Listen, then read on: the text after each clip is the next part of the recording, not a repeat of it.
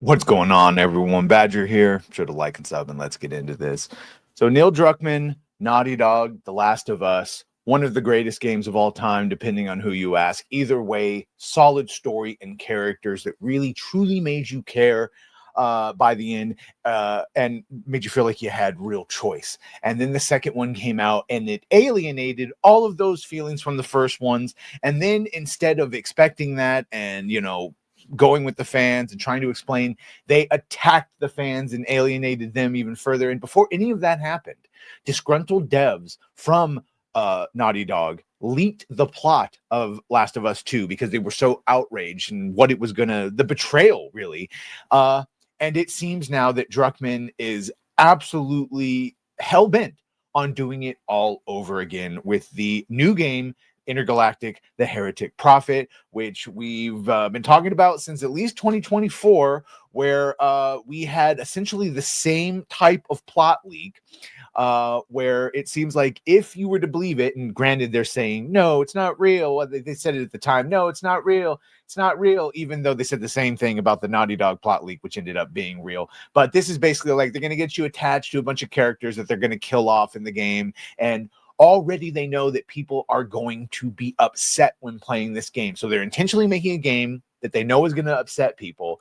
And in that, they know that the main character, played by Tati Gabrielle, who is also in Last of Us live action, and she's not very quiet on social media, and you can guess what she likes to say on there. So before we get to that, we can see here. Intergalactic, the Heretic Prophet actress Tati Gabrielle attempted to paint herself as the victim with the help of an Access media outlet, Entertainment Weekly, where she told them that Neil Druckmann had been boot camping her when it comes to press for the game.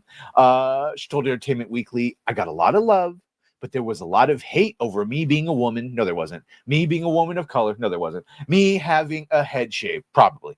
All these things that I didn't even actually initially see. I'm out of the social media zeitgeist for that reason, even though she constantly is posting on social media. But once I did, Neil was like, ignore it. No matter what, me and you, we're going to make something beautiful. We're going to make something that we're proud of. And that's where all the lies come in, because Gabrielle has been on the social medias. She posted this. This was right around the same time that the first pictures of Siri came out. And she looked older and frumpy, and it didn't look like the same facial model. And we're coming out of the tail end of a bunch of ugly girl bosses that want to preach. And so, yeah, of course, everyone made comments. And that's when she shared this 100% incel tears. Yeah. So that's just a sweet innocent victim right there that totally doesn't pay attention to social media. And also she's gone on and on about the height of insanity, talking about non-binary and all the things. She goes, as far as with non-binary and transgender, I hope that we just start seeing that the future is here, whether we like it or not. We need to not just accept it, but embrace it. Embracing something and seeing not only the beauty in it, but the way that it contributes to the world and contributes to the way that anybody of any gender, all two of them, race, creed, color, can form their identity and walk through the world with pride. How about you form a fucking identity based on something other than intrinsic qualities? How about that?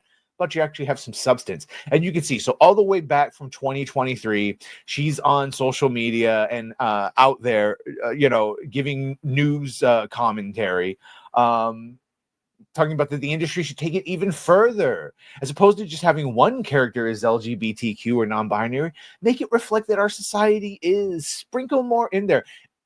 Unless you're in like the left or west coast, which I am, you really don't have gay people every other step. All right. So the networks can listen more to the fans and pander more to them by listening. So that's the thing, is they have been listening and pandering, but to that vocal minority, not to the majority of people who just want good games that don't piss them off.